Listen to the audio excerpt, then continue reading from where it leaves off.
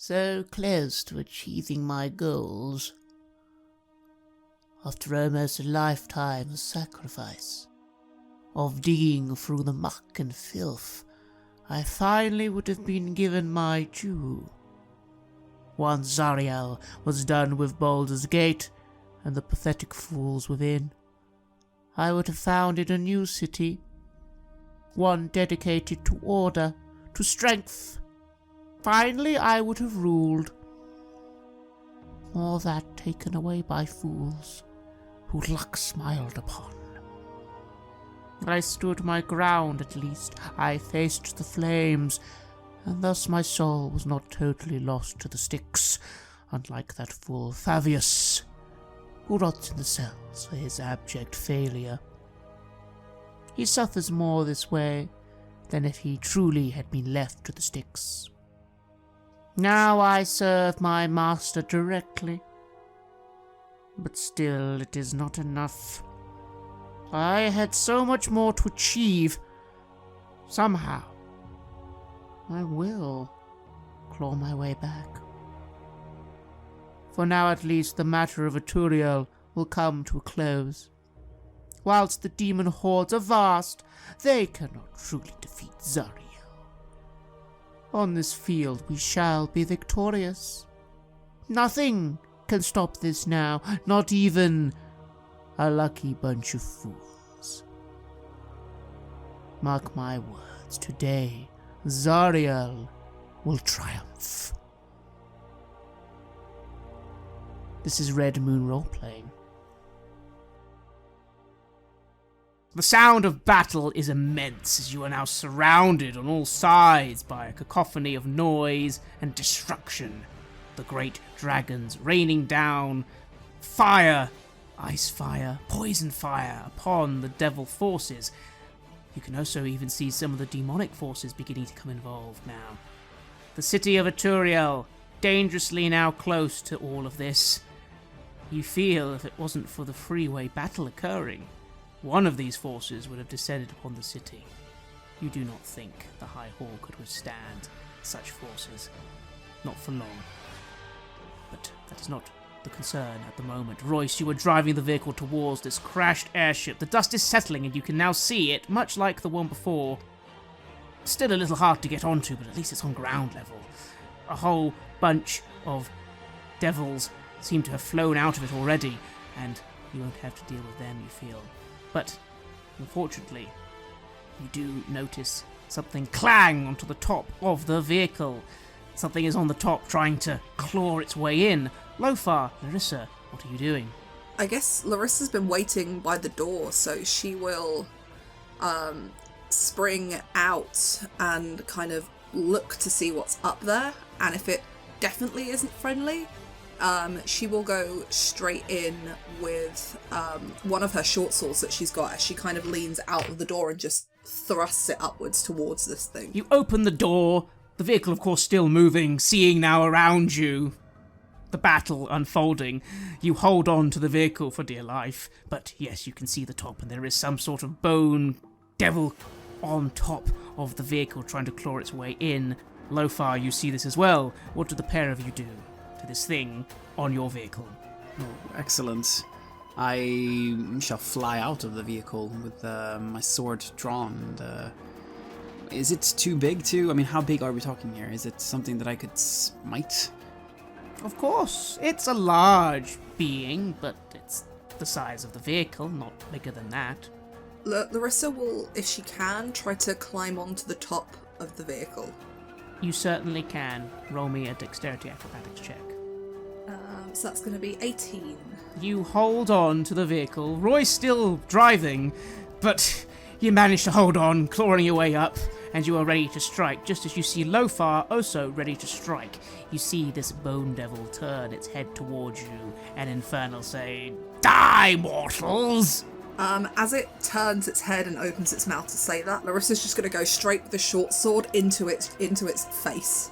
As you do that, what do you do, Lothar? I move to strike it with my radiant sword. Indeed. The combination of your short sword to the face and Lofar's impressive holy smite smack this thing straight in the face, off the vehicle, and in seconds it is gone back into battle as you drive on. However, while you are almost at the ruins now of this giant vessel, both Larissa and Lofar, you will notice you are now surrounded. Royce, you stop because suddenly you run over a few things and then the vehicle just stops. You can feel all around the vehicle, slowly converging, are a giant force of devils. You hear Lulu quickly jump out of the vehicle herself and, in a blinding radiant light, transform into her true form. A mighty, large, elephant-like being with tusks and a mighty trunk and mighty wings. She says, "Larissa! Royce! Quickly! We need to leave the vehicle! We must fly!" Yeah, I don't think there's much more go in this vehicle anyway, so I guess it's time to move on. Lofar, you of course are flying now above the vehicle, seeing these hellish forces descending on you. Not too quickly, because you feel they are a little taken aback by your appearance. But they are coming. You don't think the vehicle will be of any more use. But the shield is still in the back. What will you do? Well, that shield, it must not fall into the wrong hands. I will move to pick it up then and carry it with me.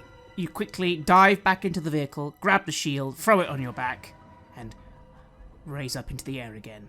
You hear a voice saying, "I'm surprised you still care for me."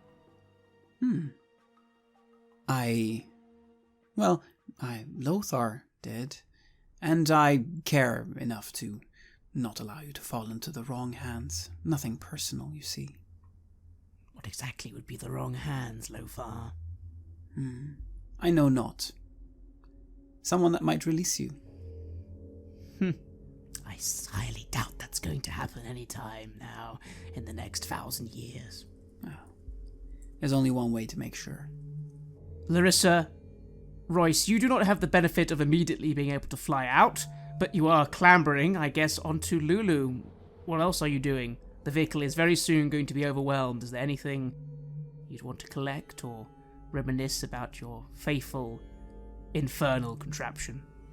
As I jump out of the driver's seat, I'm just going to pick up the Great Club, the +1 Great Club that I picked up, and just make sure everything is kind of attached to me. The club is in the kind of holster I have at my side. I've got my backpack, the soul coin, everything is on me, and there's nothing left in the war machine that we may need with us. Larissa will offer a hand to help you, because she's on top, so I feel like she's got a bit of an easier time getting onto Lulu, but she'll offer a hand to help you climb onto the top of the vehicle. She's like, "Well, I don't know if I'm going to miss that vehicle or not. It was pretty good for getting around, but let's go." You clamber onto Lulu. Royce, yes, the helping hand, letting you quickly get on board. Lulu, being quite sizable now, there's definitely the space for both of you, although it is still a little bit of a tight hold. And Lulu nods and quickly takes to the air, making a loud, victorious sound with her trunk as a weird orb of light surrounds her just for a few moments, repelling these beings. And you are above. You see below, very quickly, your vehicle lost. Lost to devils clambering over it, trying to enter it, and then the chaos of battle as then some demonic forces suddenly barge into them. One giant being with a flaming whip and giant horns on his head grabs the vehicle and just sort of throws it. He is, after all, very large himself. And the vehicle is lost to the battlefield. Lulu is in the air, as is Lofar. She's flying towards the wreckage. How are you feeling now as you get an aerial view of this great battle all around you? So I see the carnage kind of unfurl before me, and I assume it's just demons and devils throwing themselves mindlessly into each other and just death and evisceration everywhere. Exactly. You would notice that the devils do seem to have at least some sort of military tactic every now and then. These demon things, it's just complete chaos. And of course you can see far away now those they were called Abishai, you think, descending upon the ground forces, but being attacked themselves now by a great deal of aerial devils themselves, coming from those other vessels. The other vessels seem to be holding a line, but retreating ever so slightly. They clearly don't want to lose every single ship they have in one attack. Guys, we need to move. We need to get out of here. We need to get to Zariel as quick as we can. The longer we're exposed, the less likely we are to survive this horror show. I agree. Plus, if we're going to get into the thick of battle, we might as well do it inside that floating fortress, because we don't stand a chance out here. At least that's a contained area. Indeed, the glorious battle it is. And you begin flying towards the fortress. Lo-Fi, for a moment you look to Turiel, again seeing the great black orb, the lightning bolt striking, thinking to yourself, yes, those orbs. Good thing Larissa still has them on her. But just thinking about it, you could also see the city itself. You could only imagine very soon there'll be forces heading towards it. They're still not there yet, and it's still enough slack on the chain that it is a little bit of a climb. But soon it'll be overwhelmed. It is perhaps best to try to change the polarity of that orb if we can. Let me go and reverse the polarity of the companion there. Perhaps it will protect the Turiel for a little bit of time during the battle. Lulu goes, but we need your sword, though. Are you the only one that can wield that sword, Lothar? Is it just you? I am afraid so. I shall be back as soon as I can. Well, we can make our way there, surely. Our allies are still fighting to get in. Perhaps we can aid in that while you do this, unless you want help. Well, doing it together would certainly make it go faster, so if we can spare the time, let us do that. Larissa will see, can she use the ring again? She will contact Archon then. You hear a slight disruption and then a what? Are you able to hold the fortress for a little while longer? We have something that we think could change the tide of battle for everybody here in our favour, but it will take us a little bit more time. What do you mean hold the fortress? It's down. What more do you need? Well, preferably not letting it get back up. Or letting whatever's in it get out. That is far too late. And you hear the communication cease. Lulu has continued flying towards the vehicle, and you then look down and see, upon it, multiple things are emerging. There is something happening. There is a figure of one of those larger devils. Are they? No, not a devil. Demons. Baldur demons, giant demons wielding flaming whips with great wings of fire, and something is fighting it. It's Zariel. She is currently the size of this demon. They are engaged in battle upon the surface of the ruined airship. Perhaps the orbs might have to wait. I can see Zariel. If we can have her redeem herself, then perhaps that will give us both the time for the orbs and a way to change the tide of battle here. Indeed, that is why we are here. Let us go. You begin to descend with Lulu. Lulu going, yes, Zariel, let's quickly go. Oh no, she's in trouble. And Lulu begins to fly towards the ship. You are coming closer. You can see the battle. Zariel, a being of fire and fury, great black wings extending to the air, her complexion grey, her eyes molten coals, currently very large. She is in battle with this Baldur demon. It seems to have a moment where it thinks it has the upper hand, but suddenly, with this warhammer, Lothar, interesting, she wields a great warhammer which has a strange ice-like sheen to it. She parries this being's fiery whip, smacks it twice in the head, and then with a final blow brings this hammer down upon it. It begins to melt and decompose. Almost immediately she kicks it aside. As you begin to approach, you do see her look up and notice you. She begins to shrink in size, becoming a smaller being. Lulu lands on the wreckage of the Great Flying Fortress. Again, the walls are quite similar to the ones you encountered before, although in this case, the wreckage is brand new, and most of the outer exterior of this vessel is still quite firm. There's no scavengers or ruins here just yet. You are on board the ship. Immediately, devils begin coming towards you. These devils look different to some of the ones you've seen before. They appear female in appearance? Only a little, perhaps. You may have heard, Larissa, of Erinys. Quite powerful devils. Female in form, although, to be honest, in devil kind, male and female don't actually really matter most of the time. But these things appear female to the human eye. Clad in blackened armor, great horned helms on their head, clad with broadswords and shields and great bat-like leather wings. These are extremely powerful foes. 5 or 7 are coming to you slowly. You recognize the one at the front, all of you. The same square-jawed face. The wrinkles, though, a little less now. Duke Fáilbhe van Thumper. There's a moment where Lulu is shrinking back down to her normal size, and you're all just looking at this wall of these ironies. The audacity of you to come here now in such a way.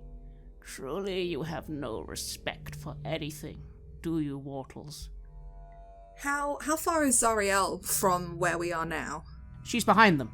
She's looking at you. It looks like she's about to say something in a minute, but you can say something right now, of course. Larissa looks at the Duke van Thamper. Just a hard stare, and then looks past her to Zariel. It kind of expectantly, she's waiting for something. She pays this Duke absolutely no attention. She had no love for her back at the mansion, and still does not now. Royce, Lothar? Well, I'm flying, yes. I try to make sure that I catch Zariel's attention. I spread my wings and I hold out the sword, her sword. She notices, but says nothing. Do you land with the others or continue hovering? I shall remain in the air. Royce. As I'm hopping off the Holophant, Lulu, I'm going to say that. What are you doing here? What are you hoping to achieve here? We've got to stop this. What do you know of anything, mortal? I am here to do as Zariel bids, to serve forever the true power. I really wish I could kill you right now. You disgust me. A lifetime of ambition destroyed by free, idiotic little do-gooders. Instead, now I serve far too early. But at this point, you hear a voice say, "Silence, Fáilbhe." And Fáilbhe grimaces and is silent as these devils part. A passage to this being, much more now on your level in terms of size, but still radiating power. What do you do, Royce? She did answer you technically. Do you respond? I don't care if I disgust you. What does it matter? Everything here is disgusting. I mean, Zariel, why do you fight? Come forward. Bring my blade. Larissa, come forward first. And Lulu. Larissa makes her way towards Zariel.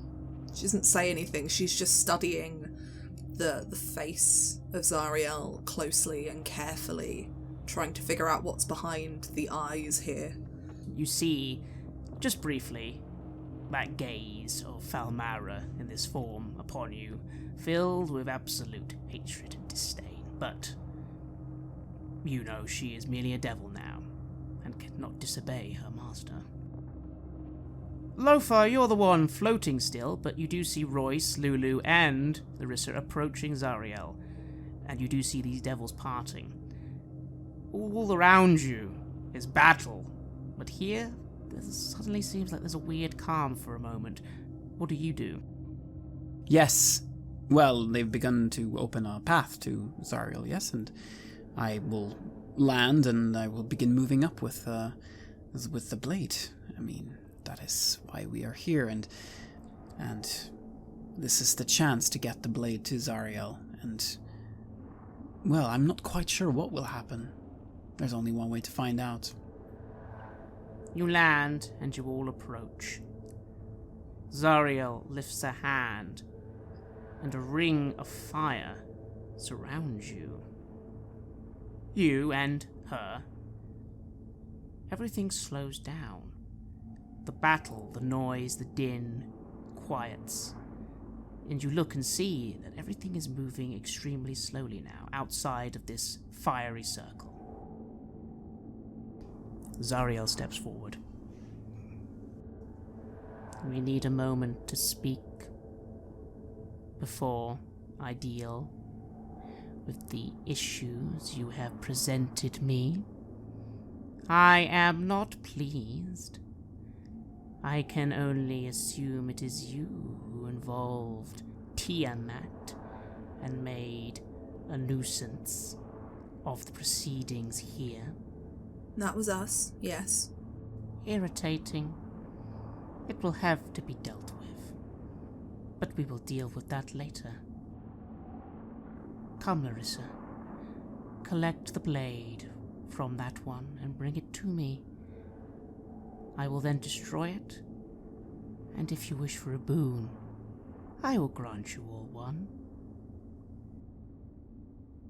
Why destroy it? Why stay fallen when you can rise again? Be far more powerful than you are now. You can truly save people, Zariel. That's what you told me you wanted to do, to right the mortal plane. You can't do it like this. Lulu pipes up a little.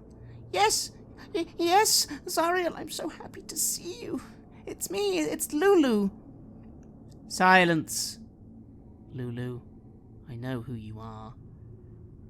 I ask you this, Larissa. You think I can save people better? I disagree. I am here fighting the fight now. I am not fighting it far away. I am not watching idly. I gave everything to be here, and I am still able to fight. If I ascend, I cannot be forgiven anyway. Yes, you can. Yes, you can, Zariel. That sword, you gave that sword to Yale and to Lulu to protect for a reason. For a reason, and I think it's because you knew that you might fall to this place and that one day you might need it to bring you back. Otherwise, why would you have let Lulu go once you found her? Because her death was meaningless and served no purpose. I had hoped she would find her way home. Instead, she has come back foolish. I am trying to win a battle here and bring justice. These people deserve to have justice brought upon them. Bring the right kind of justice, Zariel. Listen to me. Why would you give that sword to Yale? Why would you give it if it wasn't important? If it was the one thing that could bring you redemption, you would give it so it was safe, so that at some point someone might bring it back to you for that very reason. Yale Yael gave her life to protect this sword. Gave more than her life to protect this sword. I cannot risk good intentions. The result is too important. They were your intentions, Zariel. Not just good intentions, yours. And I think you've been so long fallen you've forgotten that. I have not forgotten the betrayal, and you feel a sudden surge of fire. Betrayal? Yes, you think to yourselves, all three of you. She was betrayed. And you think, who knew that? Rhea never mentioned anything. Did all the ones who came back the story?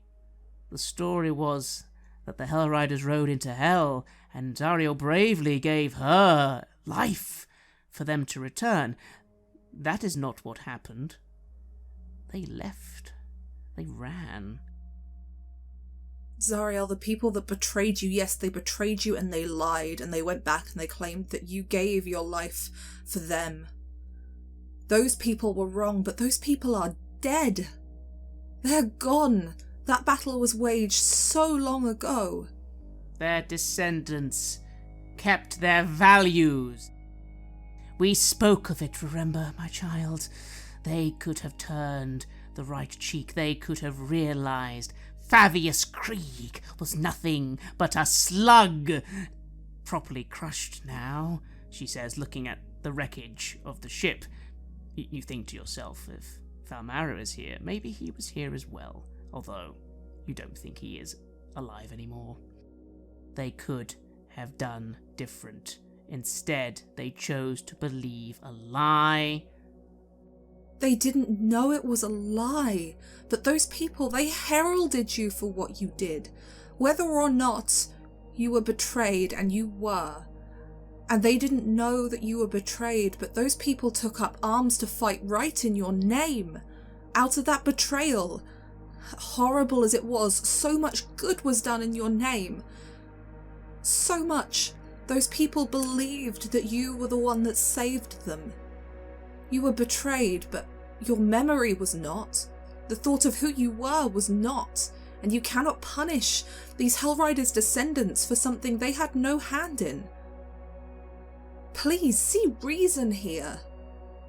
There is a reason that you gave Yael that sword after you were betrayed. After you were betrayed. Roll me a persuasion check. 14, 15, 17? You feel her eyes upon you. She frowns. She looks to you, Royce. My child has much to say, but the issue is mortals fail, even when they are at their best. What say you? It's true, mortals do fail, but whoever betrayed you that day must have done it for a reason. They did it because they valued their own lives over justice. Maybe that's true. Or maybe they wanted to see you fall. See you corrupted like this. To not stand for the values you once fought for. I gave them everything. My brothers and sisters and kin of all kinds thought me a fool. I defied them, and I was paid in betrayal. You were paid in betrayal. But surely now, if those people are still around, it doesn't serve anyone. It doesn't teach them a lesson. It doesn't serve any justice or vengeance to do what you're doing here, to wreak this havoc on innocent people, to throw away your beliefs. I have not thrown away my belief. I fight. Look at this field, she gestures. What do you think happens when the devils are not here? Demons win. Devil kind are disgraceful and vile and treacherous, but they have order. Demonkind have no such thing. It is only the work of the devils that has kept the demons at bay since time immemorial, and my kind merely watch from the sidelines. Who keeps the devils at bay? The demons. The balance, if you will. But how many have suffered due to balance? I sought to change the balance. I sought good to triumph once and for all over evil. I realize I was wrong. This is the best now I can do. Is it the best you can do? She looks to the field. The expenditure has been more than I anticipated, but the plan was still solid. So many souls at once would have bolstered much. Baldur's Gate, especially, and then city after city. Souls that deserve to be here, I assure you. That might be true, but we've seen a city of souls here that don't deserve to be here. There's plenty of souls here, you're right, that should be damned, and are getting the justice they deserve, most probably. But there's a whole city of Eturiel who are being punished for the flaws of one man who made a deal years ago, before many of them were born. Their fathers, their mothers. You make it sound as if I did not investigate afterwards. Every single traitor was found, consigned to the tomb, consigned to the hill. She looks to you, Lothar. Does my blade have anything to say on the matter? You can be redeemed. You can be what you were. It is not beyond your grasp. And you can be with Lulu. You can be with the people you sought to protect, and you can teach them. And you can make the world a better place in a different way than you're doing here. Yes, you can be forgiven. It is not too late. You speak as if you know of things, but it is only my essence running through you that makes you believe such things. Larissa, why not? Why do you care so much about this? Those people don't care about you. You know that. I know that. They don't care about me because they are afraid of me. Because of how I look. Because of the stories that are told about people with red skin and devilish horns. But I care. I care about innocent people not falling, and you know what? I don't have to. I didn't have to care at all, but I did. I grew to care. And perhaps that's because your blood runs through my veins, and perhaps it's not entirely tainted by your fall. If you want an assurance that you'll never be betrayed, then no one can give you that. Mortals are afraid. Mortals do not understand the higher workings that beings like you understand. But I know that if you take that sword now and you ask for redemption, you'll be given it. And I know that the 3 people standing in front of you here, 4 if you include Lulu, will not betray you. You said you didn't want to sit on the sidelines like your brothers and sisters. Then don't. Find redemption. Be the good balance here. Don't try to keep the balance. That's all you're doing. That's all that will ever be done. From everything we've seen about this war, it will just continue and you will grow weary doing so. Gain redemption. Be the good that tips the scales in that favour. You might even help end this war. There is a pause. And what if you are wrong? What if, when I ask for redemption, I am smited, and then all of it will have been for nothing. You won't be. You won't be. I didn't give much faith into the gods. And I'm sure you know why if you know me. But nothing is too irredeemable. Lothar has taught me that. Nothing. You are never so far gone you can't turn around and ask for forgiveness. And sometimes you have to work for that forgiveness. And maybe you will too, by setting things right here. But I still believe that you gave that sword to Yale for a reason. You seem so insistent. You must have known somewhere deep inside that you could fall and that would be your only path back. You asked me to come and stand beside you, and if you ask for redemption, Zariel, I will. And I won't betray you. And neither will my friends, but you have to ask for redemption. You would join me, Larissa? Redeem yourself and I will. I will put myself in your service.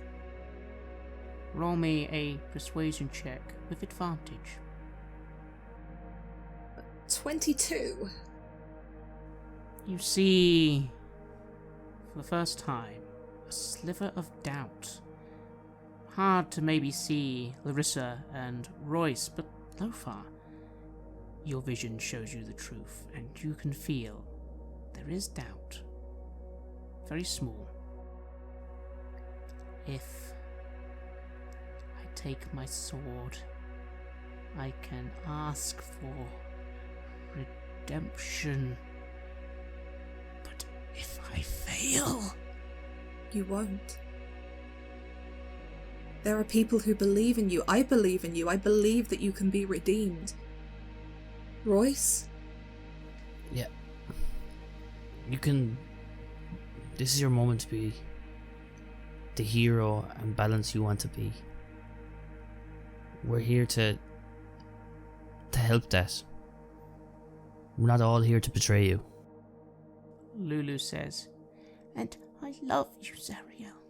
And I know that you want this. I've always known. I promise. I've already forgiven you. Yes, ask for redemption and it will be yours. Hand me my blade. Blade carrier. And I move to do just that.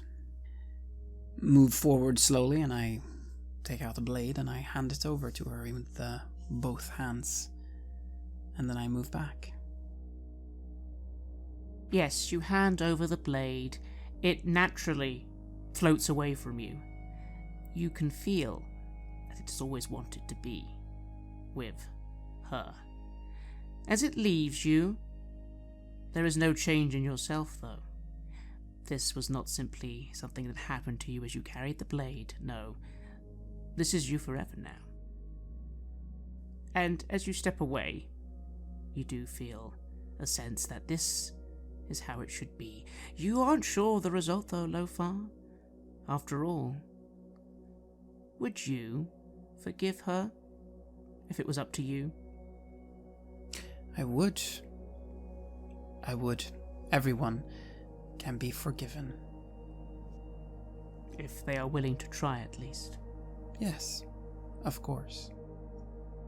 Zariel's trembling hand reaches towards the gleaming hilt of her sword.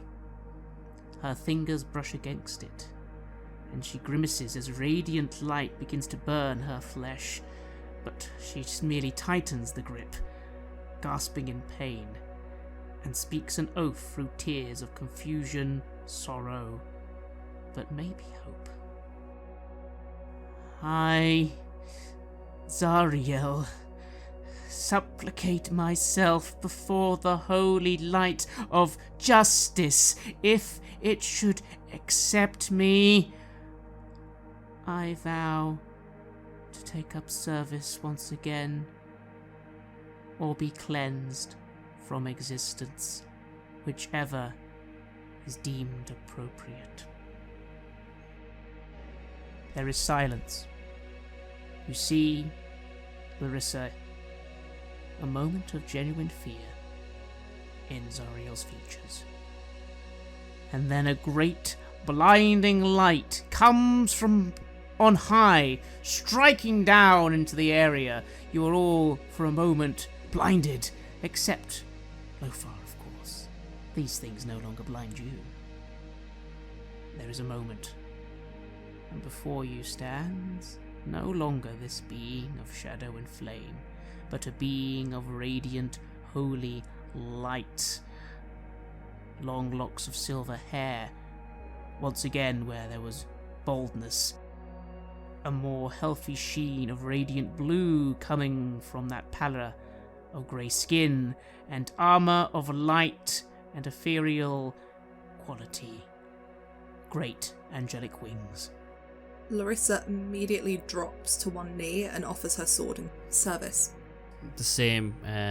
He just bows his head and slowly drops to his knees with Larissa. And Lothar does the same. For the moment, there is still a moment of peace. The battle is not yet continuing, at least in this little circle. The seraph, Zariel, looks confused just for a moment before confidence comes.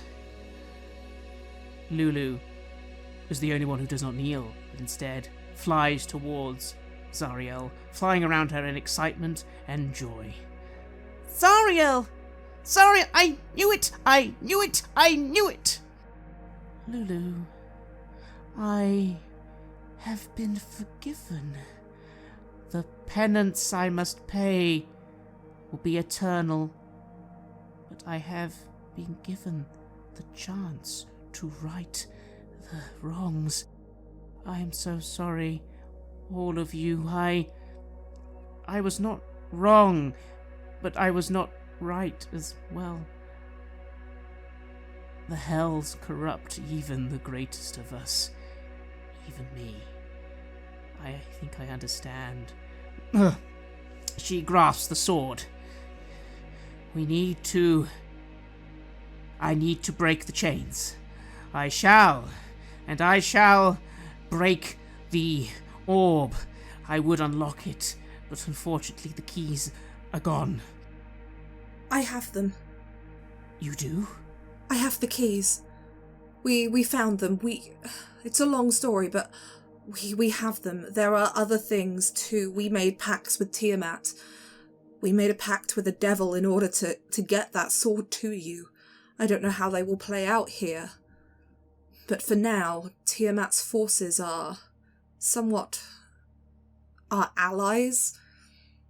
At least we said that once you had been removed from devilish power here, Tiamat would make way. I don't know what that means for this battle, but they are protecting Atoriel, at least for now. I see. Hand me the orbs, Larissa, please. And she'll dig them out of her bag and hand them. And just before she hands the first one over, she will take Zariel's hand and says, I am in your service and I will not betray you. And then hands the first one over and the second and third. The service of such a being is more than I deserve, she says, tears flowing from her eyes. Well, I get the joy of telling people I have both an angelic and infernal bloodline now, I guess. I shall go to unlock the solar incinerator. It shall release the plantier inside. He shall be able to aid me. I shall break the chains, but I must go quick. Lulu, take them to Atoriel. They must go to Atoriel now. Oh, yes, Zariel, are you going to be all right? Lulu, I might not be, but it matters not. This is my penance. She takes the sword and flies swiftly away, heading towards those chains. Lulu is close to you all. Lothar, for a moment perhaps feeling a little sad. That blade was so wondrous. And then you feel something happening in your hands. A weapon is forming. A warhammer. Much like the one you feel Lothar favoured. It glows with the same holy light and has the same properties, but this weapon is yours. How do you feel? I feel whole again. I feel like that part of me comes yet a little closer. And I feel good about having handed over the blade, and about having truly lived up to what I believe in, that everyone can be redeemed. If Zariel can be redeemed, then that truly is the truth. I feel very glad and joyous at this occasion, but I do still long for glorious battle. Where is it? When is the time coming? Royce, how are you feeling? Somewhat relieved at this wondrous moment I've seen of this flash of light, and just to see Lulu so excited at the prospect of Zariel coming to the aid of us. I stand up and just kind of look to Lothar and Larissa and nod, just ready for, I guess, the task ahead. You see the battle snap back to focus. You see nearby those Erinese looking at you for a moment.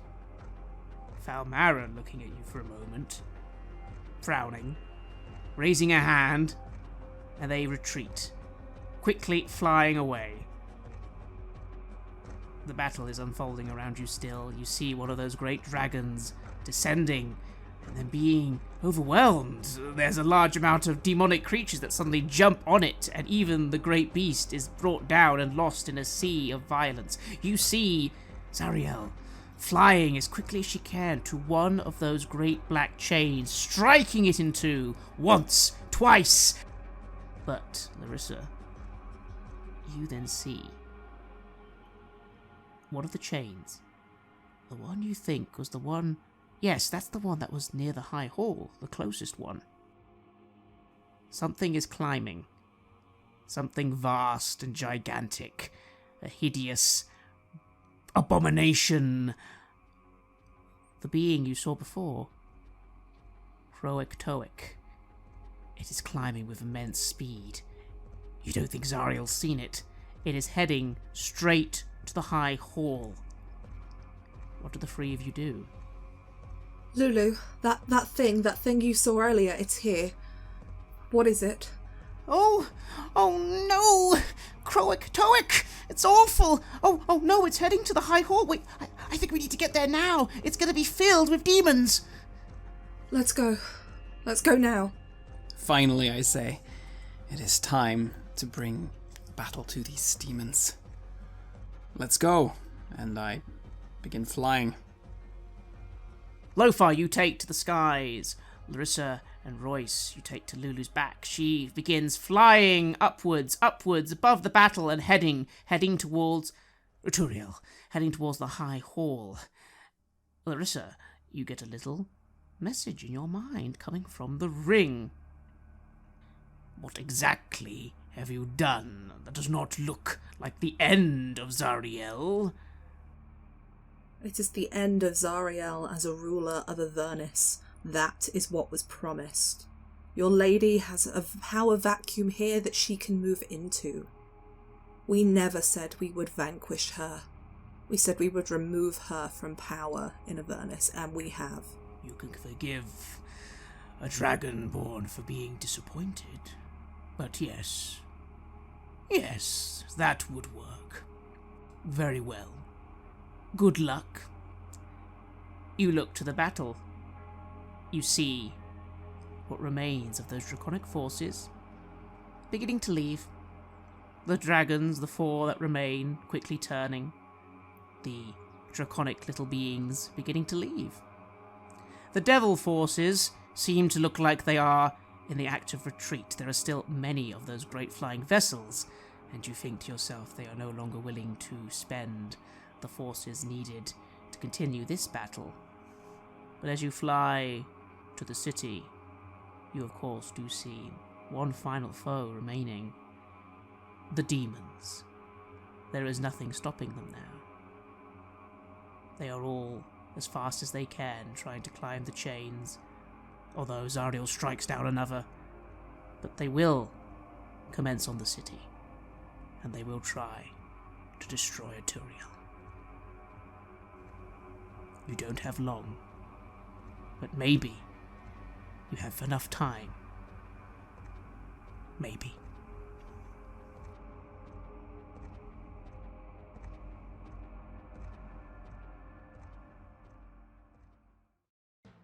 You have listened to an episode of Red Moon Role-Playing, where we played the campaign Baldur's Gate Descent into Avernus for Dungeons & Dragons 5th edition. We were joined by Virginia Page, who is Tabletop Horde on Twitter, and Owen Fáilbhe from the How We Roll podcast. We would like to extend our thanks to our friends at Wizards of the Coast for all their support in getting us the material early and for helping more people discover our show. The music was made by Halgrath, Aegis Sonus, Atrium Calceri and Herbs9 and was used with permission from their label Cryo Chamber. Check out their website at cryochamber.bandcamp.com or their YouTube channel for some moody, dark ambient. We also used the soundtrack to Baldur's Gate 1 and 2 by Michael Honig and to Planescape Torment by Mark Morgan, and permission for this was given by the awesome people at Beamdog. Check out these enhanced editions of those classic games for some of the best D&D adventures ever created. We would like to give a massive thanks to our champions of the Red Moon, Martin Heuschober, Nastasia, Raulerson, Simon Cooper, and David for their generous support. And we would of course also like to thank all of our other patrons. Without your support, the show would not be possible. If you want to support our work, please check us out on Patreon. You can get access to bonus campaigns for Cult, Divinity Lost, and Coriolis there, as well as get early and raw access to all of our recordings. You can also hear your name read on the show as a champion of the Red Moon, and we are proud to say that we've had some excellent exclusive play sessions with our top supporters. All of your lovely support is what keeps the show going, so please do check us out and consider if you want to be one of our patrons. Thank you again for listening, and see you soon.